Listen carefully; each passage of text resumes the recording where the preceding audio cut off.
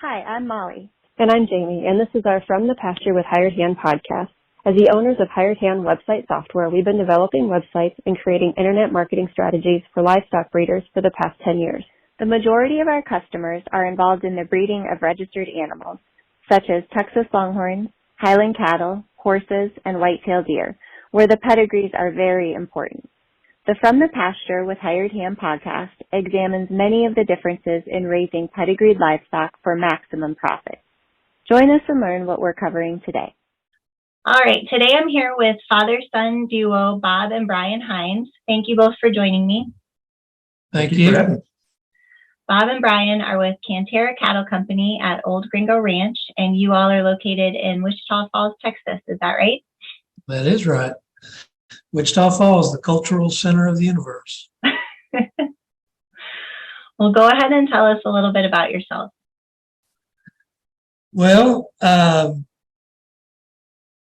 been married to my bride, Kathy, for just almost 44 years. And I've got 3 kids, 2 daughters, and my son, Bryan, and 5 grandkids. Yeah, I'm Bryan, my wife Jenny, and we've been married for 7 years. We've got a little 3-year-old daughter. I'm a financial advisor with Edward Jones, and she owns a flower shop here in town. A couple of dogs, just living the American dream. So what would you say each of your roles on the ranch are? I'm the super puncher. Yeah. I don't know what Bryan's role is. I'm the part-time puncher. Do the wives and kids and grandkids get involved at all? Not very much. Yeah, it's funny. It's most of the time it's a one-man show because Bryan has an actual job that he has to take care of. But it's fun when we get together, work cows and that kind of stuff. And actually recently I had a little hospital stay and I already had the vet scheduled to be here. And so I got out of the hospital and I sat in the mule and watched the vet and Kathy and Bryan work cows. And that was hard to just be on the sidelines and not actually in there doing anything. Now, Bryan, did he watch or did he yell? I think there was some yelling going on. I'll tell you a funny story about that. The pet cow, probably the favorite cow out here, she really is his pet. I mean, he can go up, scratch her, and brush her. She was not going in the alley while we were working her that day. So we're trying to be gentle with her, but we're trying to push her, and we can't get her to go anywhere. And so again, he's fresh out of the hospital. He kind of limps into the pen with a handful of cubes, and just here she comes like a little puppy. So I mean, he was out there. He was doing stuff, but we were taking orders.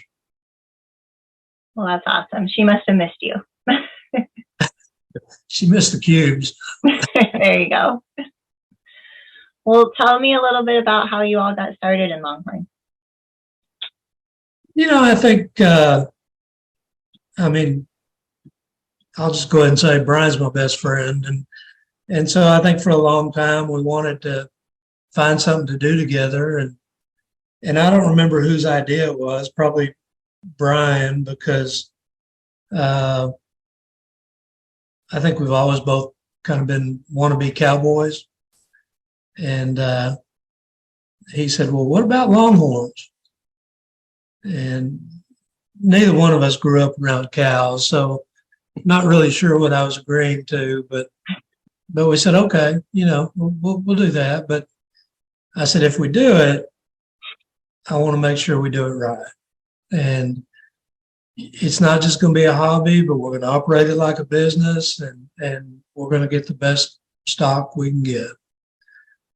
Not knowing at the time what all that involved, but it's definitely been an education, and we've enjoyed it. That's awesome. So do you, I know I asked you this earlier about roles on the ranch, but when it comes to like the goals and the strategy of the breeding program, making sure it, is making money, like you said, and everything. Do you have different roles that you worked out that way? Yes and no. I mean, we get together frequently and just talk cows and talk about breeding and kind of where we want this to go. I saw you kind of flinch. You had something? No. Yeah, we have little business meetings every now and then and just kind of talk about the direction we want to go and where we feel we're at now. But not necessarily individual roles. We just, Yeah. And I'll say, when we got into this, we bought our first longhorn. And it was after we bought that longhorn that we ran across Justin Rombeck. And I think we both realized that there was a whole lot we didn't know. And so we reached out to Justin, met with him, and brought him on board. And honestly, since that first purchase,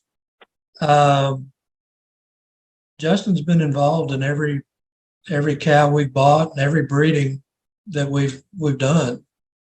So I feel like we're not just throwing cows together and hoping for the best. Everything we do is there's a strategy and a goal for what we're doing. So you mentioned Justin. Let's kind of segue into the next topic then. So tell me a little bit about who helped you get started, and also your first few and how exactly you got started. yeah. So like you said, Justin was an incredible resource. Somebody coming into this industry 4 years ago, we didn't have a clue. He really helped kind of develop a direction for us, helped us from making some bad decisions. But he's been incredible. And we've met nothing but nice people in this industry. We bought cows. I know we bought a group of cows from like Keith Agler pretty early on. Great cows. Keith is as nice as they come. He's been a good friend in this breed. We got to meet guys like Kent Harrell and John Helm that have been great. There's so many great people that have helped us along the way. And for me in particular, being the younger partner in this, it means a lot to me whenever guys like Kent Harrell can look you in the face and say, hey, when you're presented with this situation, here's what I did. That probably wasn't right. Try to do things differently than I did. It means a lot to me personally whenever they're willing to impart their wisdom on me, just as a young new breeder. What I enjoy the most, the longhorn industry it's extremely competitive. Everybody wants to have the best longhorns. But I have yet to meet a breeder that wouldn't give you the shirt off their back to help you out. We've had several people that, have allowed us to use their bull. And have asked for nothing in return. And so our deal is, we try to pay it forward and we try to help some other breeders, similar situations. And that's just a really neat aspect of this industry. But there's just some fantastic people. Bryan named several of them that have helped us out a bunch. So you've had great advice givers, great mentors, people who imparted their wisdom on you for purchases and sales and all of that. What about your first few that you bought once you decided you were going to do this and you were going to do it right? How did it all actually start off? Well, it's kind of funny. The first one we bought was a bull. In retrospect, I wouldn't have done it that way. but we bought a bull, and we bought it from a gentleman that Bryan actually worked with at the time. And so we go out and we look at it, and I agree to buy it. And I asked him, I said, so what makes this bull worth this much? Because I said, I see longhorns all the time for sale for, $1,000, $1,500. What makes this one so special? And he just said, well, a pedigree. He said, it's got an outstanding pedigree. At that point, I didn't know enough to ask him any other questions, and that was good enough for me.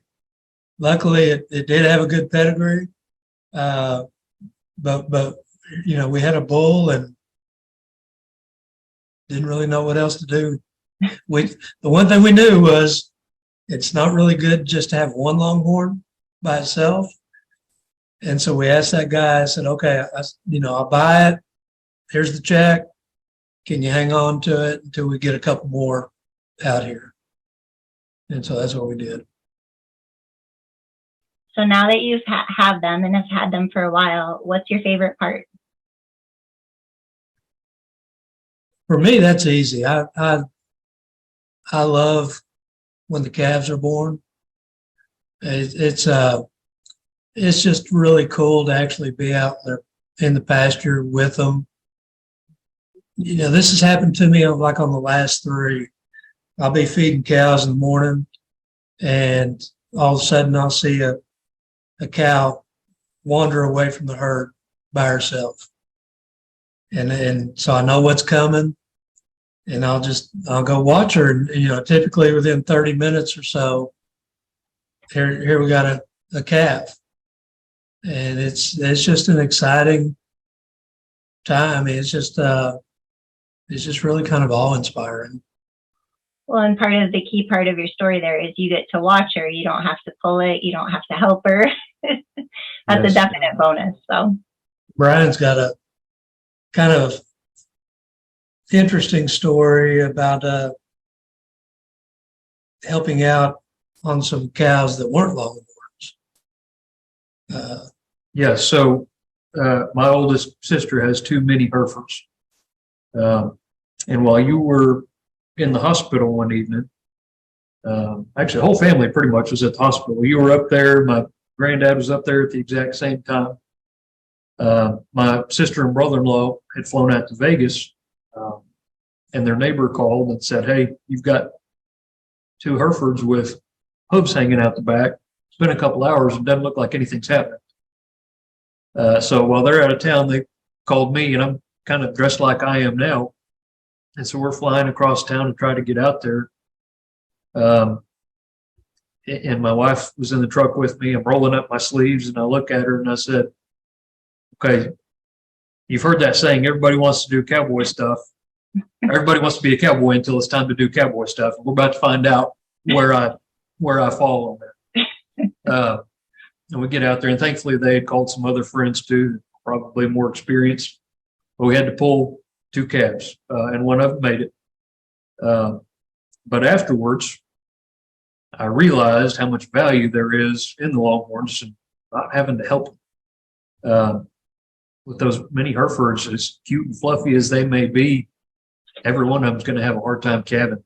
And thankfully, these longhorns don't really need any help.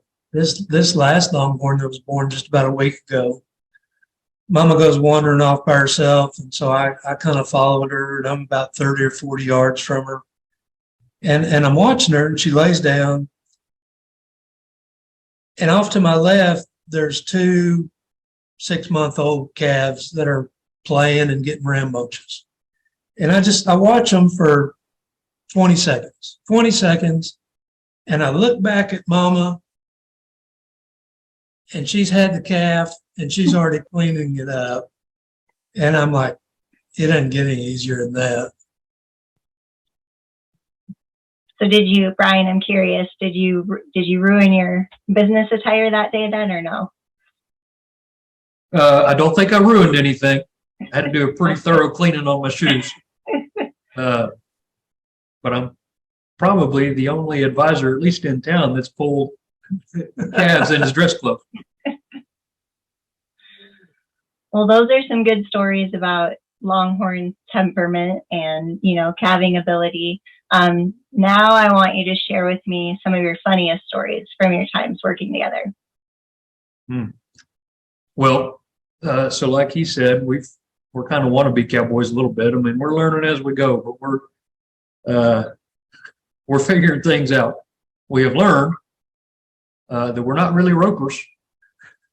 A couple of years ago, we had one of my bull calves just all bowed up, wasn't looking healthy. But our pens are way at the back of the property, and it's kind of hard to get one bull calf over there instead of the whole herd. So I had a rope in my truck for whatever reason, I don't know.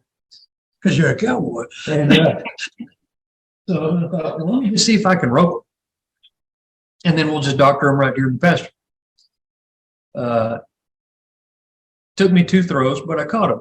And it worked. We had them down and doctored and everything went fine. So actually, I think it was that same bull calf several months later. We could not get him to go in the pens at all. He needed to be banded, and we just could not get him in there. So I thought, well, I'll just rope him again. And I did. We don't have horses. I'm not on horseback. So I rope him, and he proceeded to drag me across the pasture and beat me up before, he finally took off running, and we later found the rope, but for a while it was lost. And we came back to the front pasture, and there's we've got a bull pen up there, another bull calf, and Dad says, we need to get that one over here in the bull pen. He said, you think you can rope him? I said, I know I can rope him. I don't know what to do with them after that. And so he had the bright idea of tying the rope off to the winch on the mule, and then would catch him and just drag him back into the bullpen. And we did. Again, you caught that one, drug him back there, worked fine until you tried to get the rope off. And then I think he beat us up for about 30 minutes. I know after we finally cut the rope, you went down to one knee thinking you were having a heart attack. I couldn't breathe. We're all beat up and bruised up. And so we learned that we're not ropers. The funniest part about that whole deal to me, in retrospect, none of it was funny at the time. So we got this calf roped. And by this time, this calf is probably 600 pounds. And so he's roped, and Bryan gets the idea that he's just going to pick him up and throw him down. I've seen it done before, it looks easy. Again, this calf has got to be at least 600 pounds. And so Bryan goes to pick him up, and he ain't budging. He didn't move. Sounds like you guys need to have a video crew follow you around sometime. Well, Make for some good video. that one would have been a good one. Yep. So let's shift gears a little bit. Let's talk about some more serious stuff. So when you decided you got your Longhorn, how did you decide on your ranch name? Actually, so the original name is Old Gringo Ranch. And I don't have any illusions about who I am or what I look like. I'm just kind of a grumpy old man. And so Old Gringo just resonated. I liked it. There were 2 issues. We set it up as an LLC, and the state of Texas said, well, there's already an Old Gringo's Ranch with an S on the end. And so that's a little too close. Can't do that. And so we tried to come up with a different name for the cattle operation. And I wanted, something Longhorns, whatever. But Bryan's a little more thoughtful than I am. And he said, Dad, he said, you may want to do something else besides longhorn someday. He said, you may want to raise black cows. So we just did the cattle company name, and then Cantera on our land at one of our pastures 100 years ago was an old sandstone quarry. And quarry in Spanish is Cantera. And so, it just had a nice ring to it, Cantera Cattle Company. And so it's kind of wordy, but it's Cantera Cattle Company at Old Gringo Ranch. Nice. I like it. Yeah. I feel like most folks in the industry might just know you as Cantera Cattle Company, but yeah. I like the rest of the story for sure. Good. Thank you. So if we talk about your goals and kind of your dreams for your breeding program, what does the next year look like? What does the next 5 years look like? Well, probably like everybody, when you start out, you buy a group of cows, that's your herd, and they're not bad cows at all, but you realize, okay, maybe they're not as special as we first realized. And so he's done a great job with AI pairings and embryo transfers. And so now he's got a group of really elite females on the ground. We probably need to kind of scale back just a little bit. And so our goal, at least for a little while, hopefully, is to try to sell 3 and buy 1 at sales, and we've talked to a lot of people that they've kind of said the same thing, that we want to focus on genetics and really have stellar cows, just not as many. And so we're doing that, but we're kind of in the process of trying to figure out consignments and where and when to sell who and that sort of thing. So for the next at least year, we're going to try to scale back on numbers just a little bit and really focus on some powerhouse genetics. We're coming up on our 4th anniversary being in this. And I feel like we're getting really good at breeding longhorns. Now we need to work on selling longhorns. And, to this point, we've only consigned 3 or 4 to sales and done a couple private treaties and that kind of stuff. But as you know better than most people, there's just a lot of marketing and promoting and that kind of stuff that goes into it. And I feel like we've got our herd to a point where I'll show it to anybody. There's not a throwaway cow in the bunch. And so we can start selling them and really tout our program and what we're doing, what we have to show for it. So if you could go back in time, is there anything that you would change over the past 4 years?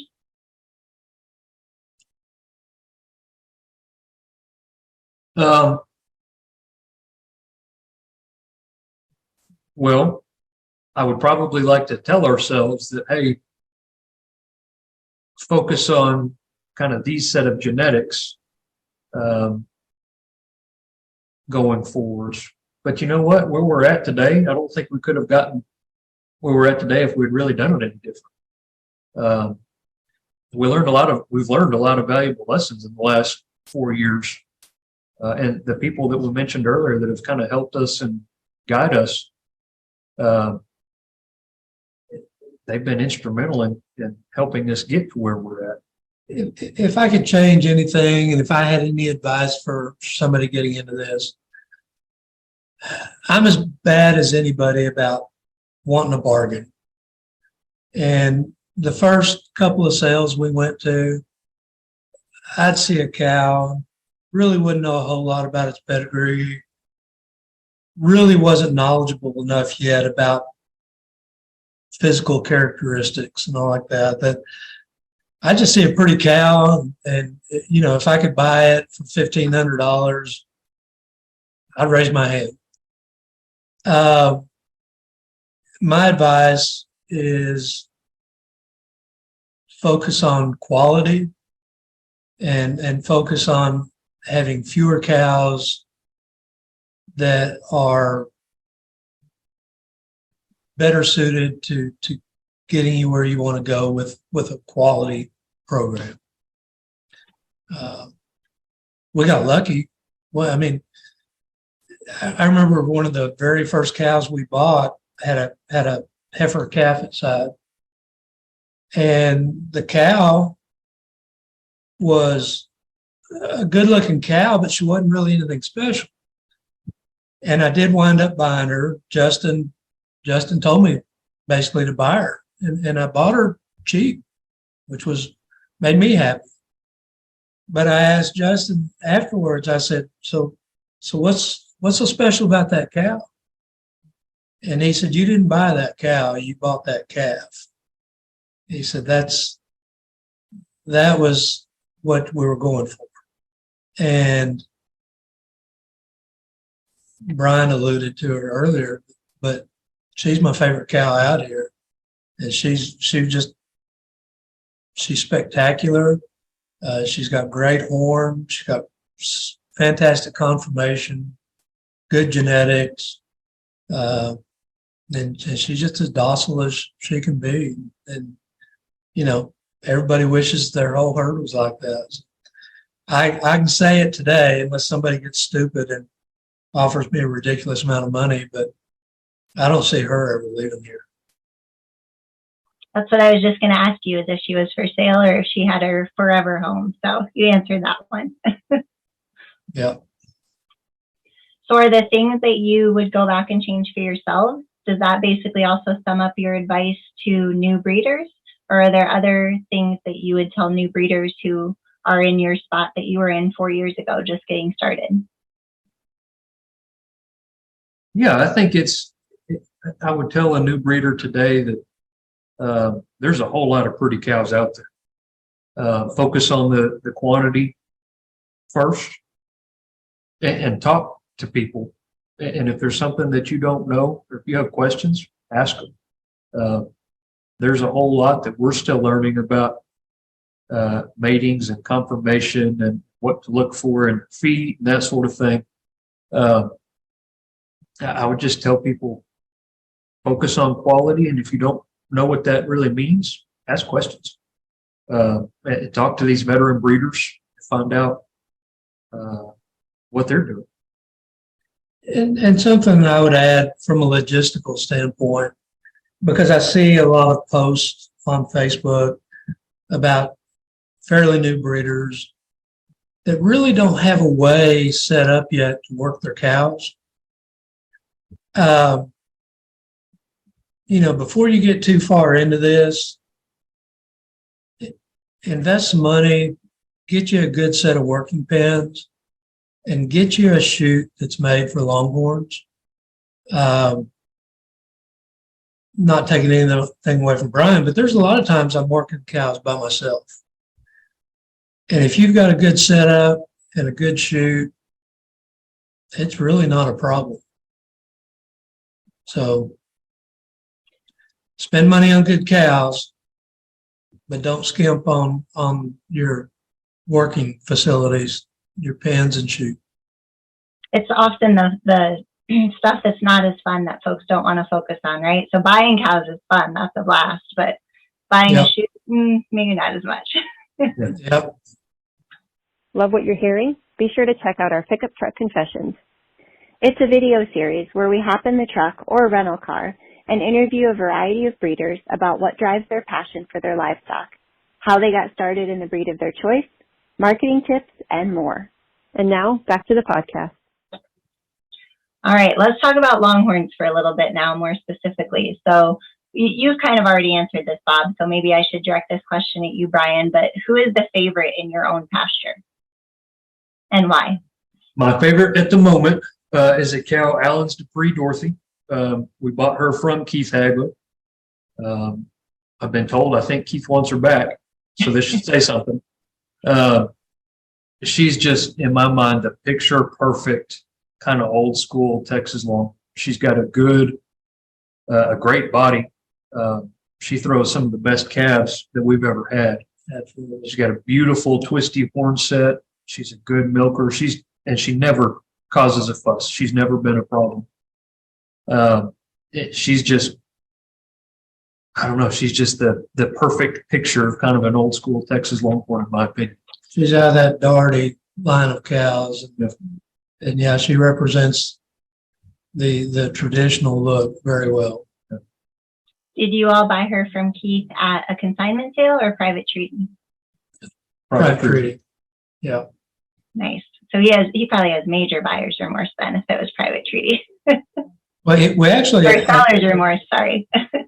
That at that time we bought 3 cows from Keith, and actually 2 of them were for sale. And I looked at Keith's website and I saw this other cow, and I'm like, what about that one? And Justin was kind of brokering the deal for us. And Keith is like, well, I really didn't want to sell that one, but since we were buying the other 2, he agreed to it. And I mean, that third one is also one of our favorite cows. What's her name? Stars on Display. And she is a full sister to Gala Show of Stars. Okay. Beautiful handlebar horn set. She's given us some really nice calves, and she's 15 years old. And she's the one that I said that, you know, she had the cow about a week, the calf about a week ago when I was looking the other way. She's just, she's a really good mama.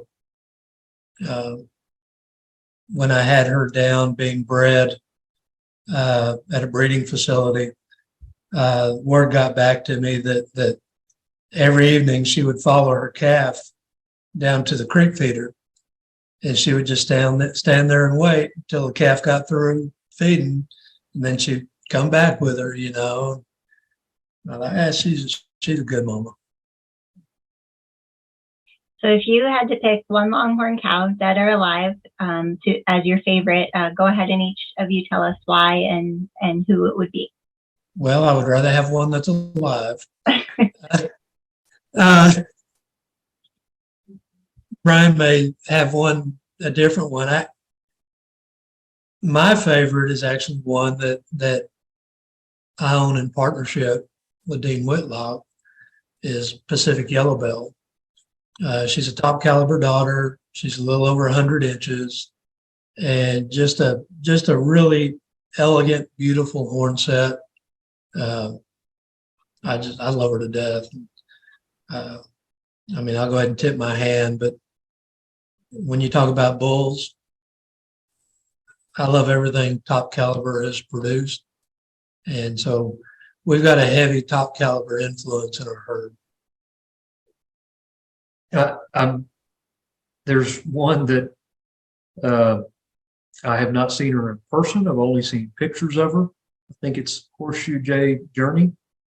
It's just a beautiful corkscrew twist cow. I'm really partial to twist, and she's got it. And she's just gorgeous.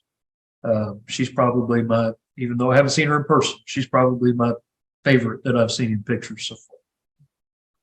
What about your favorite bull? Again, Bob kind of already answered this, I feel like, with top caliber, but what about you, Bryan?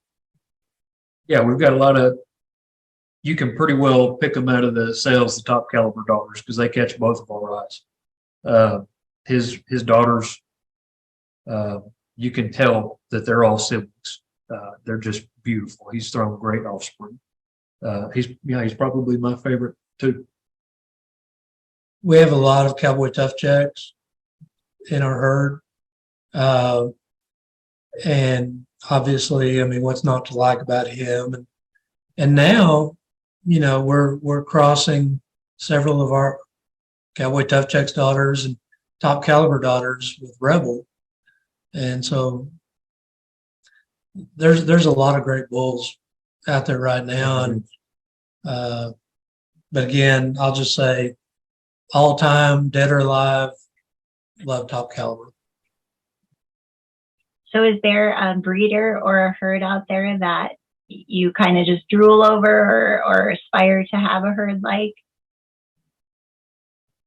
There's a lot of them. Yeah. There's a It's lot a of long list.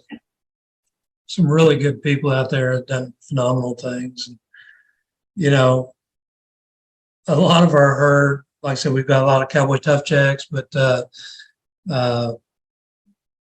Richard Phillip, I mean, everything he has is phenomenal.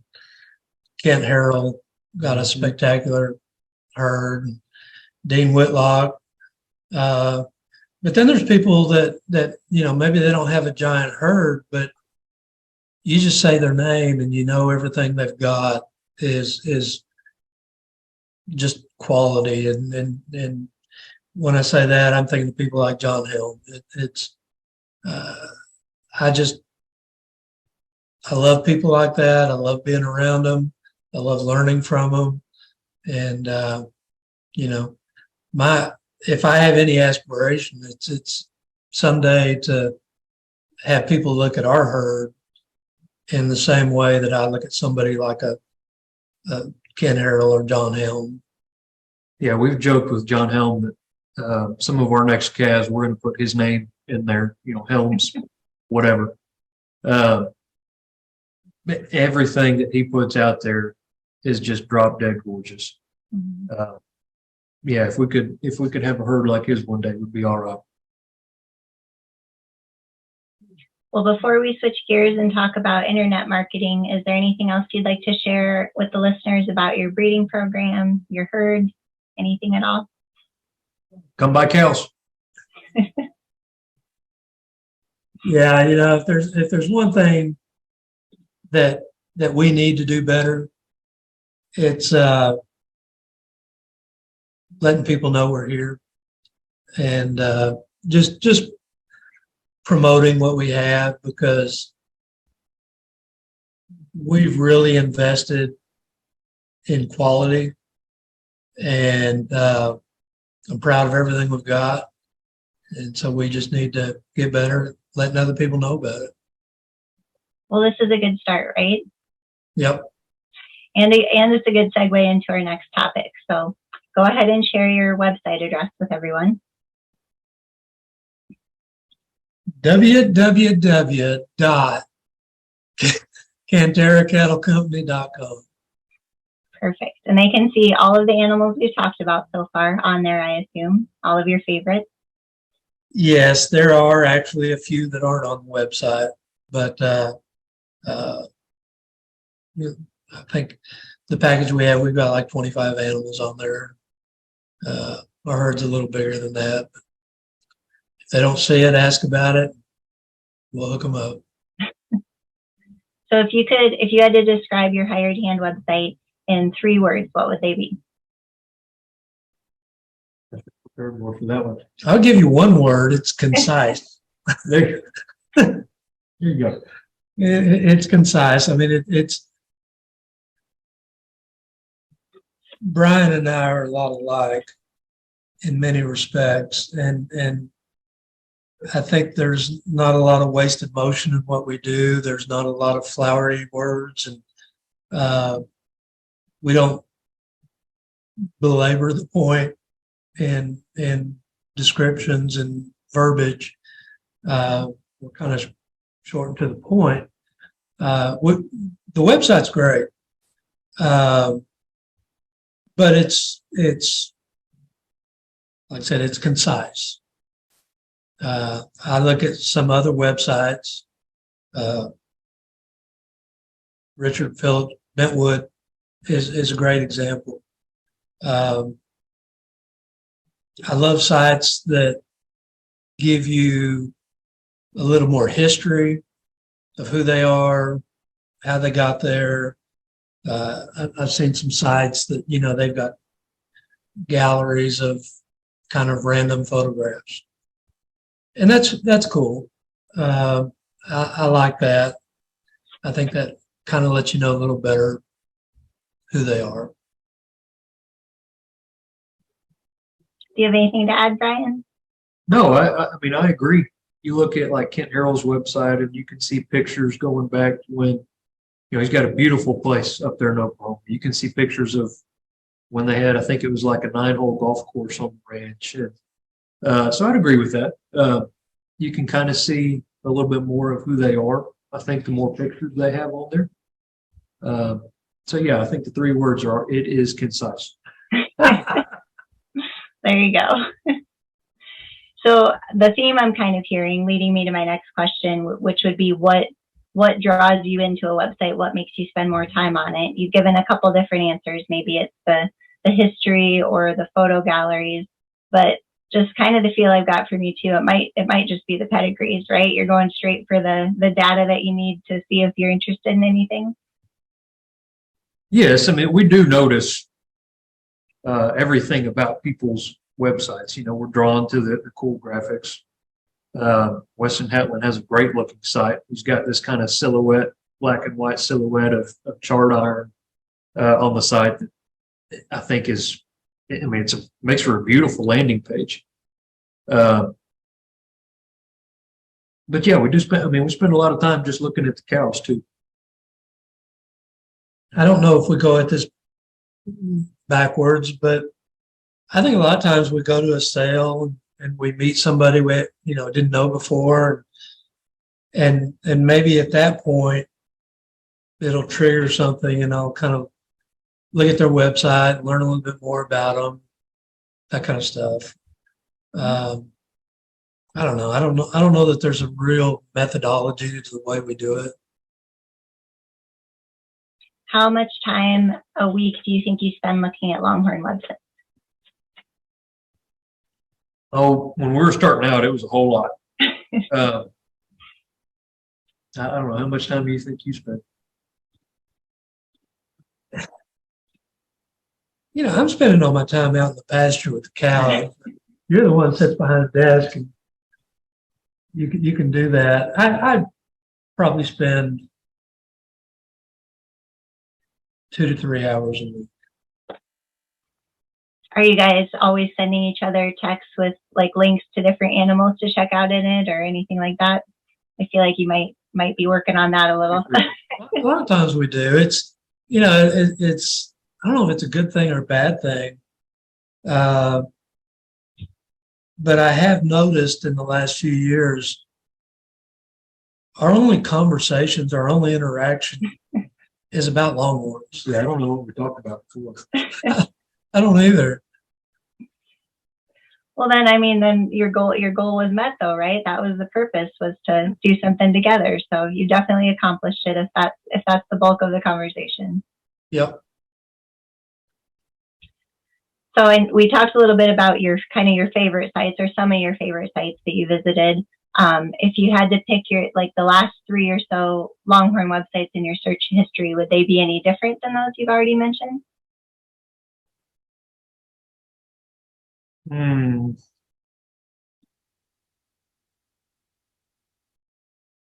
Well, I have my last 3. I know I've looked at Kent Harrell's. I know I've looked at Dean's. And I'm trying to think of what the third one was. Anytime, I think like the last one I probably looked at was Mac and Andrea Sillers. And so anytime there's, like I said, I'll see a Facebook post in one of the Longhorn groups, and it just kind of jars my memory. I'm like, oh yeah, and so I'll go look, and then while I'm there, I'm chasing rabbits and looking at everything else, about their site.